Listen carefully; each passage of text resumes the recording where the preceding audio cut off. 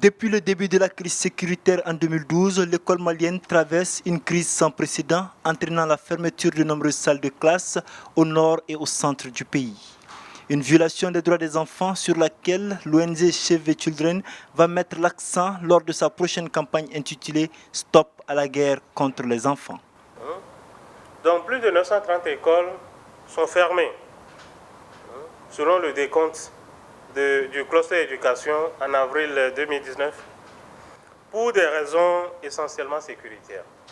L'implication immédiate, c'est que plus de 200 000 enfants maliens sont privés de leur droit à l'éducation.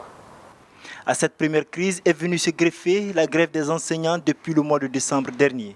Conséquence, le public est à l'arrêt dans tout le pays. La dernière concertation autour de la question convoquée par le gouvernement a été boycottée par les enseignants et pour cause. L'essentiel aujourd'hui pour nous, c'est nos points de revendication. Si la question c'est d'aller discuter sur nos points de revendication, il n'y a pas de souci, on y allait. Mais lorsqu'on dit échange autour de l'école, on pense que l'ordre du jour est ambigu et il n'y a pas de terme de référence pour éclaircir ça. Mais le Premier ministre reste optimiste sur le fait que l'année peut être encore sauvée. Je suis sûr qu'avec l'accompagnement de chacun, nous trouverons des voies et moyens pour d'une part éviter l'année blanche et d'autre part faire en sorte que la question liée à la qualité de l'apprentissage dans notre système éducatif puisse revenir dans les années à venir.